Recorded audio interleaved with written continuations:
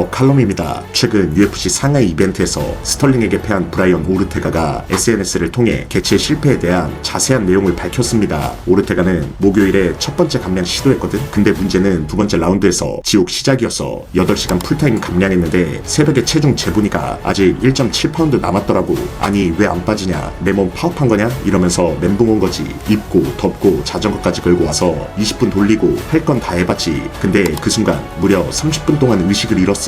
선수들 다 달라붙어서 나 살리려고 난리 났었지. 근데 내가 눈 떠보니까 응급실이더라. 알지? 실제로 내 개체량 영상 보면 표정이 완전 멍 때리고 혼미한 상태잖아. 좀비 모드로 그냥 서 있었던 거지. 그래서 팀이 경기 취소하자고까지 했어. 스털링도 나한테 오더니 태가야 무슨 일 있었는지 다 들었어 이러는 거야. 그래서 솔직히 다 말해줬지. 근데 나 지금 여기 있고 준비 중이니까 나타날 거야 이렇게 말했더니 스털링이 걱정마 이미 대체 파이터 준비돼 있으니까 라고 하더라고. 그래서 난 아니 시간 낭비 안 할 거야, 난 꼭 올라간다 라고 한 거지. 사실 내 온몸이 싸우지 말라고 비명을 지르고 있었어. 근데 가족 생각이 나더라. 어떻게든 옥타곤에 서야 했지. 그리고 팬들도 항상 응원해줬는데 내가 경기장에 안 나오면 그게 더 불공평하잖아. 어쨌든 난 올라갔고 알조는 게임 플랜 제대로 준비해왔더라. 특히 포인트 따먹는 싸움에서 완전 영리했어. 하지만 나는 전쟁 같은 싸움을 원했지. 그게 내가 바랐던 스타일이니까 라고 전했습니다. 아무래도 오르테가는 UFC에서 강제로라도 라이트급으로 올릴 것으로 보입니다.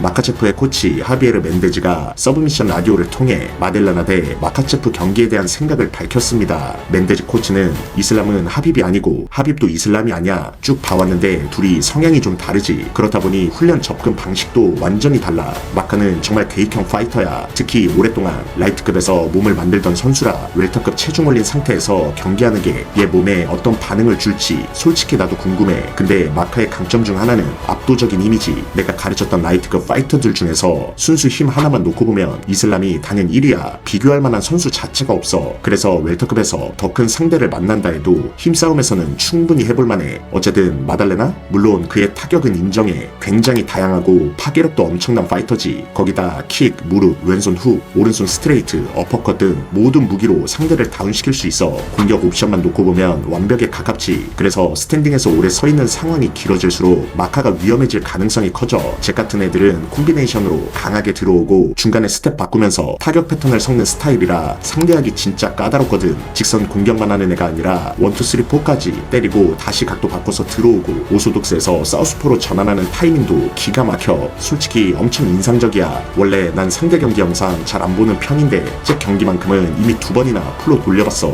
이건 그만큼 내가 잭을 존중한다는 뜻이지. 진짜 까다로운 퍼즐 같은 상대라서 절대 쉽게 잡을 수 있는 애가 아니야. 근데 잭이 말하길 마카보다 벨랄 타격이 더 까다롭다고? 그래, 그럼 그대로 믿고 옥타곤에 들어오길 바래. 내가 마카를 11년 동안 지켜봤어. 타격 좋은 애들 엄청 많이 상대했는데 결국 마카가 다 제압했거든. 실제로 싸워보면 느낌이 완전히 달라. 반대로 잭의 그라운드도 꽤 괜찮아. 특히 이번에 크레이그 존스가 잭 캠프에 붙었잖아. 크레이그는 상위권 파이터들, 심지어 세계 챔프들까지 지도해온 놈이니까 잭의 그래플링도 분명 한 단계 올라갔다고 봐야지. 근데 내 입장에선 전혀 상관없어. 왜냐면 우리 쪽에는 하빕이 있거든. 역대 최고의 그래플링 에이스는 그냥 하빕이야. 그러니까 상대가 크레이그 존스를 붙이든 누구를 붙이든 상관없어. 우린 이미 최고를 갖고 있으니까. 마카 대 치마에프? 솔직히 말해서 그 부분은 아직 신경도 안 쓰고 있어. 일단 이번에 타이틀 따는 거 축하해줄 시간은 필요하지 않을까? 게다가 캄자트는 미들급에서도 할 일이 많아. 우리도 잭에 집중해야 하고 잭부터 넘고 나서야 그런 얘기를 할 수 있지. 그리고 솔직히 얘기할게. 마카가 미들급까지 간다는 거? 아마 오히려 예전 하빕이었다면 가능했을 거야. 하빕은 사이즈랑 힘 그리고 레슬링까지 완벽했거든. 근데 본인이 싫다고 한 거지. 하지만 이슬람은 케이스가 좀 달라. 그저 레거시를 원하니까. 마카 본인만 알겠지. 근데 일단 웰터급에서 방어전을 여러 번 해보는 게 먼저야. 타이틀 따자마자 바로 미들급으로 점프하는 건 UFC에서도 좋은 시나리오가 아니고 이슬람 본인 입장에서도 몸 적응을 먼저 해야 하잖아.